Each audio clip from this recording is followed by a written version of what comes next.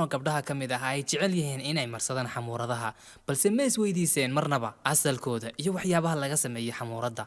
Ma og tahay xidhiidhka ka dhexeeya idaha iyo xamuuradaha ay dumarku marsadaan? Waan ogahay oo in badan oo inaga mid ah waxyaabaha noocaasi isma weydiino. Maadooyinka laga sameeyo xamuuradaha ayaa waxaa ku jirta maado lagu magacaabo ismaalinalayn. Maadadaasi oo laga soo saaro dhogorta idaha. Dhogorta idaha ayaa la soo qaadaa deetana waxaa laga soo saaraa maado ka mid ah maadooyinka laga sameeyo xamuuradda.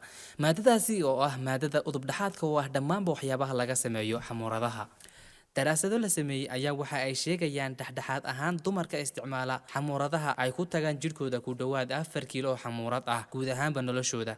Cabitaanka Red Bull sharaabkan ayaa ah mid caalamka si weyn caan uga ah, iyada oo inta badan dadku u cabaan inay ka helaan firfircooni, awood iyo inuu caajisku ka duulo. Laakiin waxa isweydiin mudan waa maxay maadada saas cajiibka u ah ee ku jirta sharaabkan? Maadadaasi ma tahay mid aamin ah mise waa mid aan aamin ahayn? Badanaa dadku isma weydiiyaan su'aalo noocaasi ah, badankeenuna damba kama gallo inaan sii raacraacno waxyaabaha laga sameeyo asalkeeda, balse arrinku waa uu ka khatarsan yahay sidaynu u malayno badankeenu.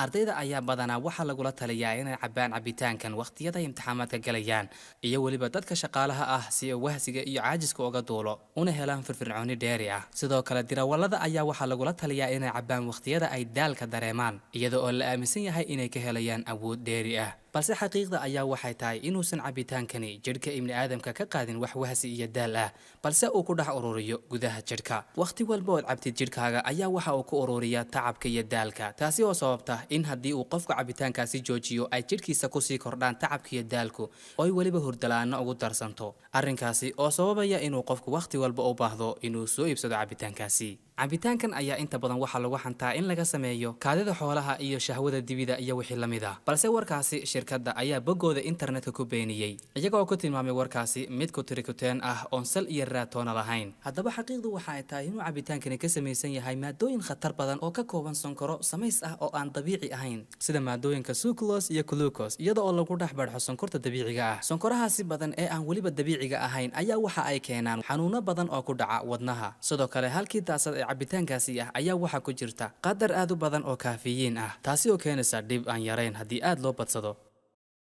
cuntooyinka qabow ee diyaarsan. ma og tahay cuntooyinka qabow ee diyaarsan in dalka Mareykanka oo kaliya sanadkii laga soo xareeyo kharash gaadhaya 3 bilyan oo dollar? sanadii 2012 ayaa wargeys ku xeel dheer dhinaca cunooyinka ayaa waxa ay bilowday inay baadhitaan ku samayso oo ay hubiso cunooyinkani diyaarsan. waxa ay ka soo saareen baadhitaanadoodii macluumaad oo ay dhibsadeen xoogay dadkii cuni jiray cunooyinkaasi.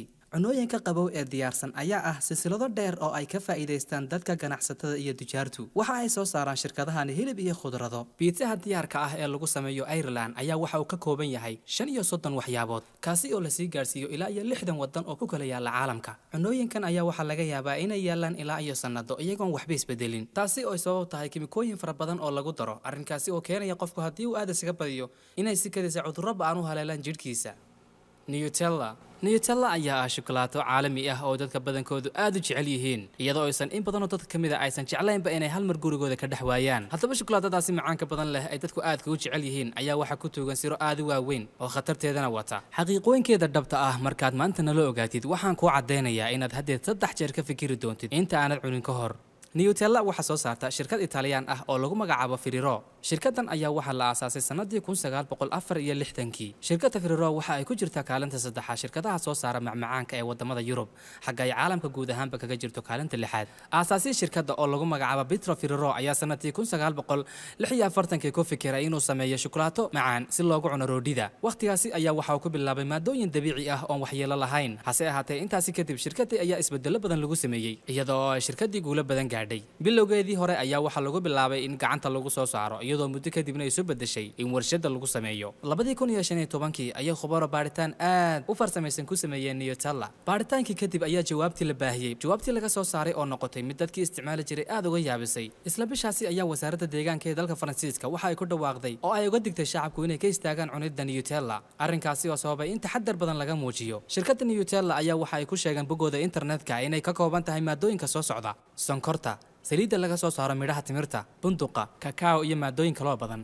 balse warkaasi xaqiiqooyinka dhabta ah kumaysan soo bandhigin ee xaqiiqooyinka dhabta ahi waa kan la soo saaray. Sheekadu waxa ay khusaysaa dhinaca dhadhanka macaanka, waayo Nutella inta badan waxa lagu jecel yahay dhadhanka macaan, waayo dhadhanka Nutella waa mid samays ah oo aan ahayn mid natural ah. Maadooyinka ku jira ee lagu daro ayaa waxaa ka mid ah maado lagu magacaabo vanillin. Waa maado khatar badan oo la isku dardaray oo ka kooban kiimiko, waxaana lagu tilmaamay inay tahay maado khatar badan oo sun ah oo aan caafimaadka haba yaraatee u wanaagsanayn. Balse magaca ayay dadka ku siran magaca oo u eg vanilladii dabiiciga ahayd, hase ahaatee vanilla haba yaraatee meel kama soo galo.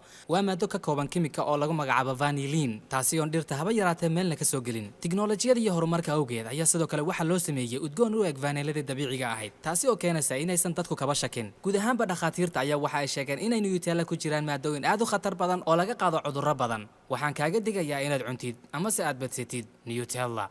Ilaahay waxaynu ka baryaynaa dambi dhaaf iyo caafimaad fiican. Intaasi iyo barnaamijkeenu ku eg yahay dadka